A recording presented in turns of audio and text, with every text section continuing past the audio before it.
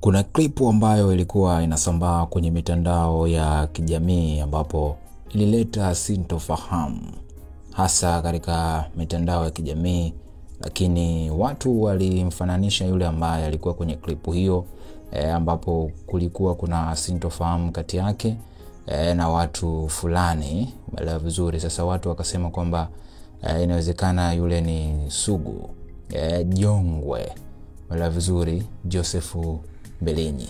Sasa hiki ndicho ambacho Sugu mwenyewe Josefu Mbilinyi alichokisema mara baada ya kutokea kwa taharuki ya video ile ambapo watu walimhusisha Sugu kwenye ile video kwa sababu alikuwa anazozana na watu fulani ambapo mmoja wa watu wao alionekana amekamata bunduki. Umeelewa vizuri kupitia kwenye ile clip ambayo ilikuwa inatembea kwenye mitandao ya kijamii.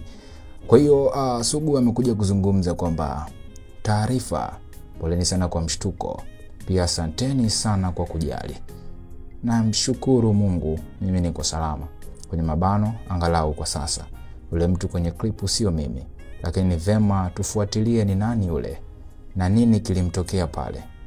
NB isije kuwa kweli anatafutwa Jongwe na yule mtu kafananishwa, yani mistaken identity.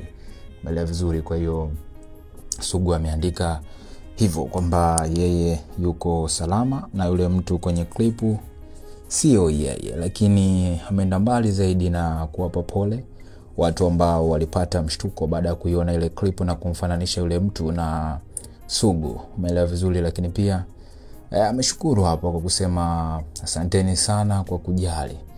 Amewashukuru watu kwa vile ambavyo wamejali. Umeelewa vizuri? Lakini pia na nasisitiza kwamba anamshukuru Mungu kwa sasa yuko salama, ambapo ameweka kwenye mabano hapo angalau kwa sasa yuko vizuri, yuko salama kabisa, na kusema kwamba yule mtu kwenye klipu sio yeye.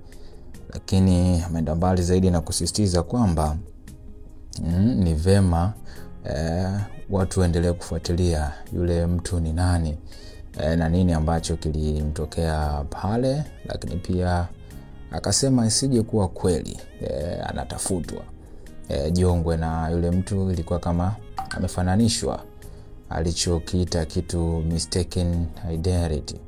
Umeelewa vizuri? Kwa hiyo ndo hivyo, hicho ndicho ambacho Sugu amekizungumza kupitia ukurasa wake wa Instagram, ambapo amewatoa mashaka watu wake na kusisitiza kwamba yeye yuko sawa, yuko vizuri. Umeelewa vizuri?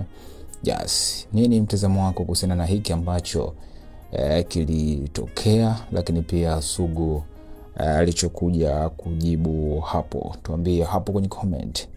Yani VOT Media, hakikisha umesubscribe ili kupata taarifa nyingi zaidi.